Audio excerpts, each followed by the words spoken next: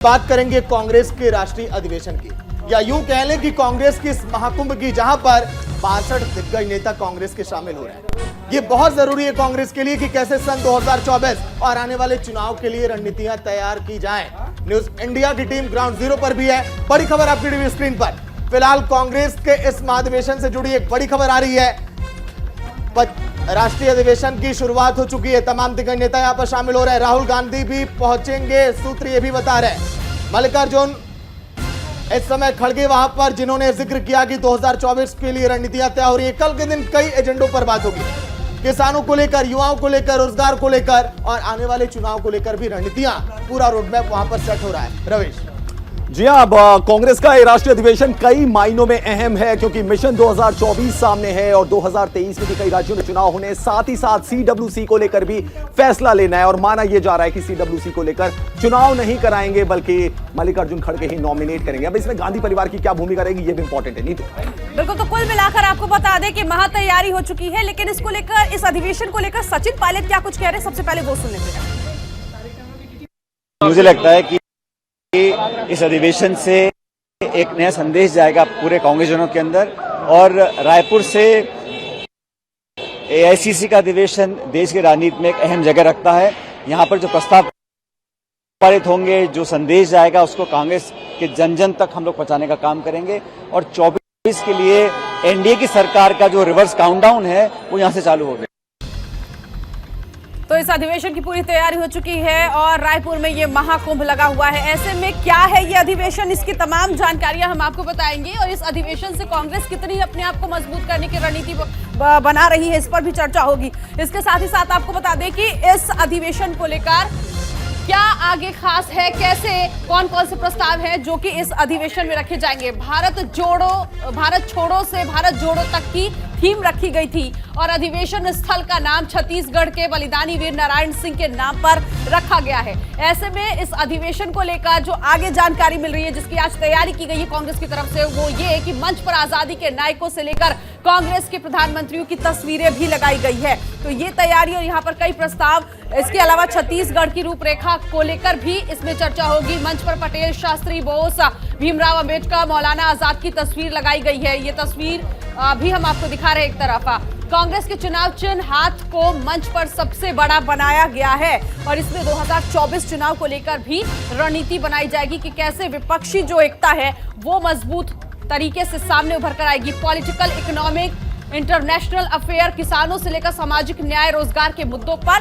बातचीत होगी। तो आज से 3 दिन तक यह अधिवेशन चलेगा। इस साल छत्तीसगढ़, मध्य प्रदेश, कर्नाटक, राजस्थान में विधानसभा चुनाव होने हैं, तो इन चुनावों को लेकर भी इस अधिवेशन में चर्चा की जाएगी। अगले साल लोकसभा चुनाव भी निर्धारित है। ऐसे में कांग्रेस अपने आप को कितनी मजबूत होगी, क्या तैयारी होगी कांग्रेस की, आज से लेकर 3 दिनों तक मंथन किया जाएगा कांग्रेस की तरफ से। अधिवेशन में आने वाले चुनाव के लिए तय होगी रणनीति। तो कुल मिलाकर तैयारियां हो चुकी हैं। 3 दिन तक ये अधिवेशन चलेगा। चलिए देखिए, ये रायपुर की तस्वीरें देखिए, पूरी सड़कें पोस्टर और तस्वीरों से पटी हुई है। लेकिन हमारे न्यूज एडिटर आशिफ इकबाल भी इस समय रायपुर में ही मौजूद है। नेता कांग्रेस की तारिक अनवर, उनसे बातचीत की, उन्होंने क्या कुछ कहा, उन्होंने सुनिए। सर, आज इतनी महत्वपूर्ण बैठक हुई है जिस पर पूरे देश की निगाहें हैं सर, तो आज क्या लगता है इस बैठक से, इस जो मंथन बैठक हुई उससे? उसमें यही तय हुआ कि राजनीतिक परिस्थिति को देखते हुए, देश के हालात को देखते हुए अभी वर्किंग कमेटी के चुनाव नहीं कराया जाए, बल्कि हम लोग अपने राष्ट्रीय अध्यक्ष खड़गे जी को अधिकृत कर दिया है। तो मुख्य रूप से यही फैसला हुआ। तो मतलब सर, अब ये माना जाए कि अब अध्यक्ष जी ही वो तमाम लोगों को जो मनोनयन करना है उनको ही, हाँ, ये अधिकार उनको दे दिया गया। और सर, गांधी परिवार जो खासतौर पे राहुल जी, सोनिया जी, अपनी जगह सोनिया जी आए नहीं है, लोग नहीं आए तो कोई बात नहीं, अभी आ रहे हैं। Thank you sir.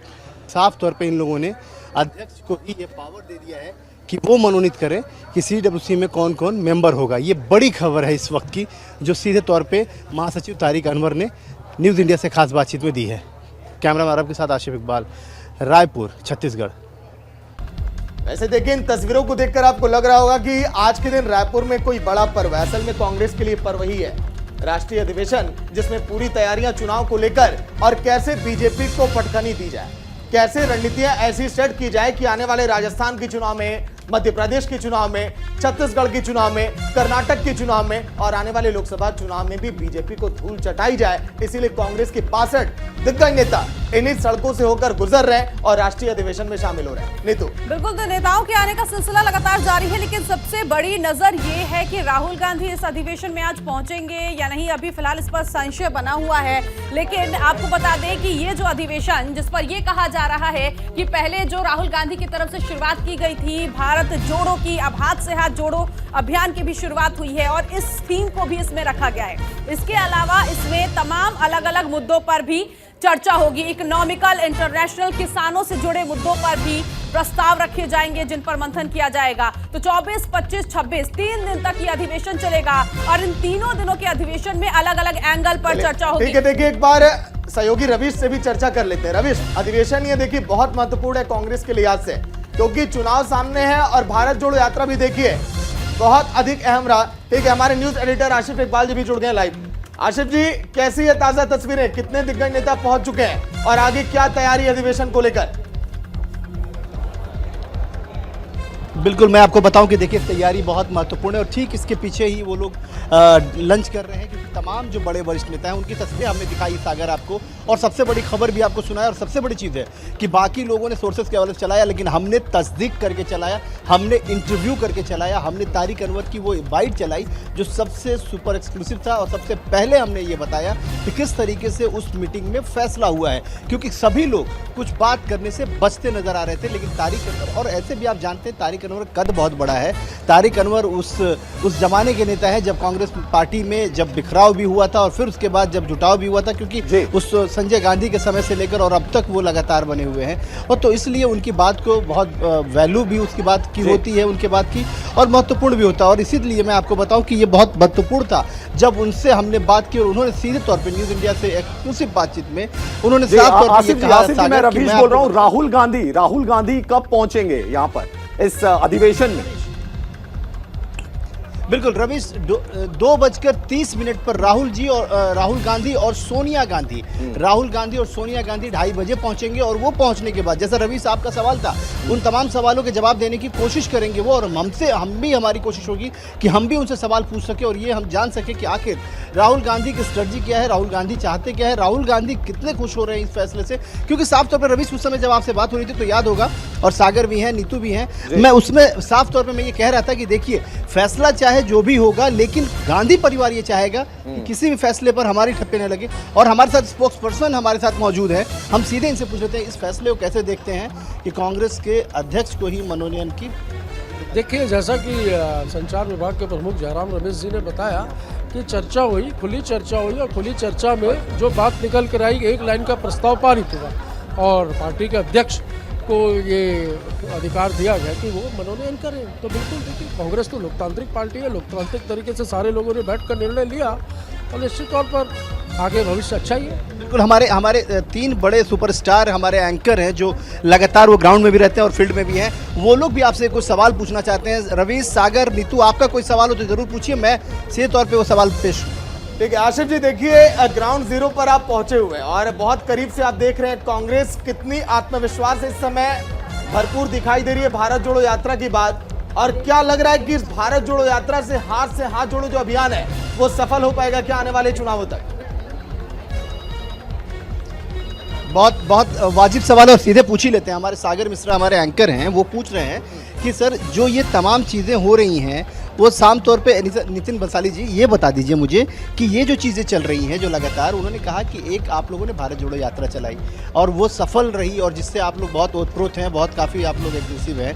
अब हाथ से हाथ जोड़ो यात्रा भी आप लोग शुरू करने वाले, एक कार्यक्रम शुरू करने वाले, उसकी सफलता की क्या गारंटी? 100% गारंटी है। कांग्रेस के कार्यकर्ताओं में एक नए जोश का संचार हुआ है और जैसा कि भारत जोड़ो यात्रा के समय देखने को मिला कि हजारों लाखों लोग किस प्रकार राहुल गांधी से जुड़े, हर वर्ग के, हर धर्म के, हर जाति के, महिला हो चाहे युवा हो, सभी लोग जुड़े।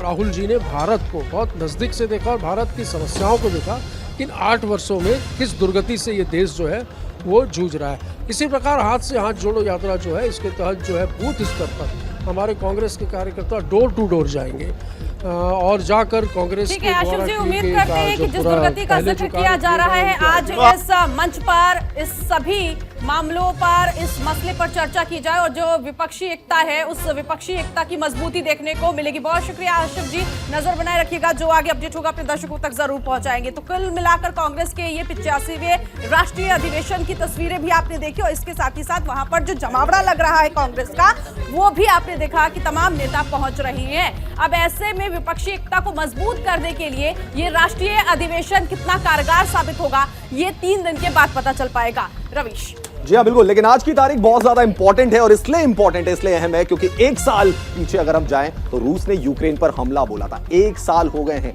रूस को कितना नुकसान हुआ, यूक्रेन को कितना नुकसान हुआ और विश्व शांति में कितनी बाधा पहुंची, ये हम आपको ब्रेक के बाद बताएंगे। सागर, वैसे नाम तो सुना होगा लपरीत तूफान और अमृतपाल सिंह, ये कौन है चेहरे पंजाब में जिसके कारण जमकर हंगामा है बर्पा, बताएंगे ब्रेक के बाद।